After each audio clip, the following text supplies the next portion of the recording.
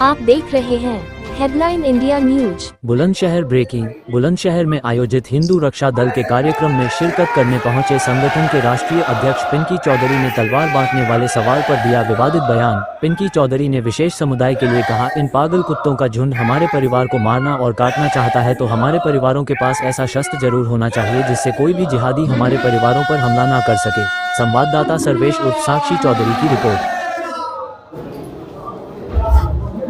आज कार्यक्रम यहाँ आयोजित किया गया है, क्या उद्देश्य है इसका, क्या संदेश देना चाहते हैं?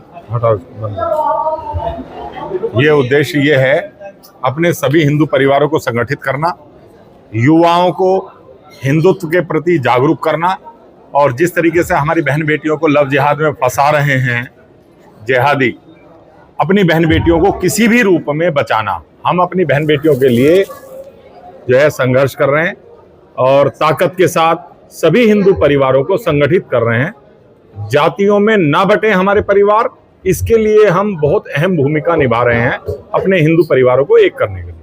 अभी हाल ही में एक प्रकरण हुआ था आपका तलवार बांटने वाला, उसमें आपको कानूनी कार्रवाई की गई और शायद आपको जेल में भेजा गया, तो आप उसका कानून पर उचित मानते हैं या एक साजिश? देखिए, जिस तरीके से बांग्लादेश में हिंदू को चिन्हित करके काटा गया, मारा गया, बहन बेटियों के साथ बलात्कार किया गया, उन सभी चीजों को देखते हुए मुझे लगता है कि हमारे हिंदू परिवारों के पास कुछ ना कुछ ऐसा शस्त्र जरूर होना चाहिए। अगर इन पागल कुत्तों का झुंड हमारे परिवारों को मारना और काटना चाहता है तो हमारा परिवार को उससे बचना आना चाहिए और हमारे परिवारों के पास कुछ ना कुछ ऐसा शस्त्र जरूर होना चाहिए जिससे कोई भी जिहादी हमारे परिवारों पर हमला ना कर सके। देखो, एक तरफ आप हिंदू संगठन एक कर रहे हैं, हिंदू एक हो जाए, कहीं ना कहीं यूजीसी को लेकर के क्या कहेंगे, हिंदू को तोड़ने का काम किया जा रहा है। देखिए, यूजीसी का विरोध हमने किया था क्योंकि पहले तो ये आरक्षण जब हुआ था, आरक्षण होना ही नहीं चाहिए था।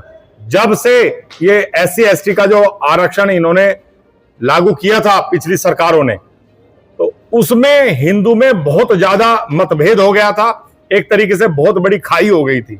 और ये यूजीसी का जो बिल अब लाने की जो कार्रवाई ये कर रहे थे, जिसमें सुप्रीम कोर्ट ने रोक लगाई है, वो बिल तो इतना भयानक था, इतना खतरनाक था कि हिंदू आपस में ही लड़ते, और आपस में लड़ना नहीं है, हिंदू को संगठित होना है, ताकतवर होना है।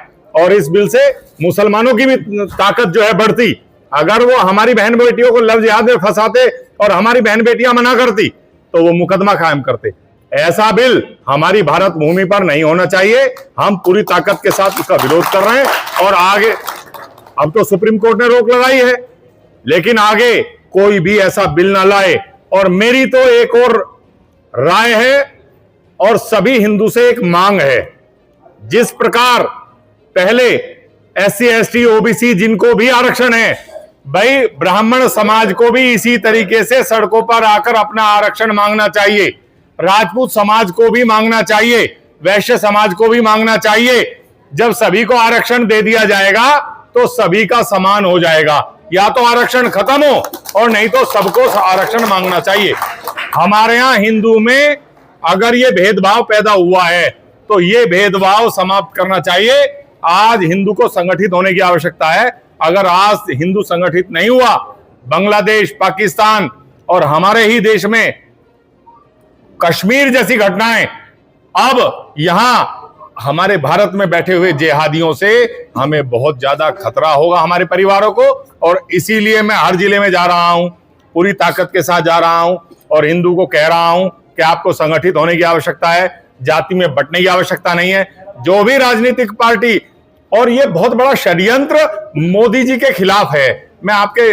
आप ये बड़ी बात है, मैं कह रहा हूं आपके सामने, क्योंकि मैं किसी पार्टी से कोई संबंध नहीं रखता हूं। मैं केवल हिंदू हूं और हिंदुत्व की बात करता हूं। योगी जी को कहीं ना कहीं डाउन करने के लिए ऐसे बिल लाए जा रहे हैं, क्योंकि हर हिंदू चाहता है कि वो जो है प्रधानमंत्री बने, लेकिन ऐसे बिल आकर के, और अब उत्तर प्रदेश का चुनाव है और ये सारा मामला खत्म हो जाएगा, समाप्त हो जाएगा।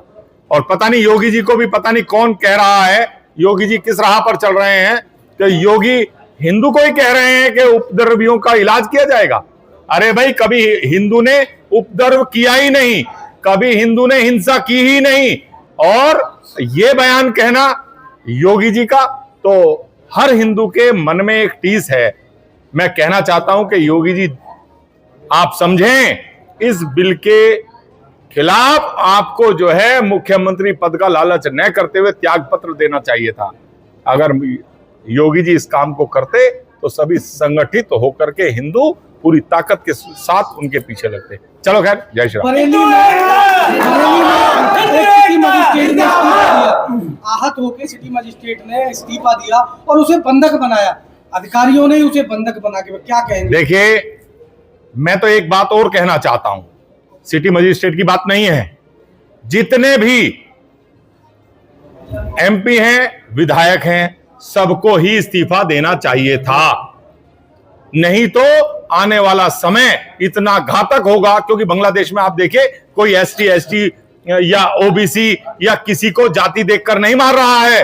जो कट्टरपंथी मार रहे हैं वो सीधा हिंदू देख करके उनको मार रहे हैं। और यहां भारत में किस प्रकार की लड़ाई है? जातियों की लड़ाई। ये जातियों की जो लड़ाई है, मैं ये कह रहा हूं, एक बार में सामूहिक रूप में लोकसभा में बैठे हुए लोग भी इस्तीफा देते, विधानसभा में बैठे हुए लोग भी इस्तीफा देते, जब काम आता, जब लाभ होता। अब पता नहीं क्या हमारे राजनीतिक नेता जितने भी हैं, वो सत्ता के लालच में उन्होंने अपनी आंखें जो है कबूतर की तरह बंद की हुई है।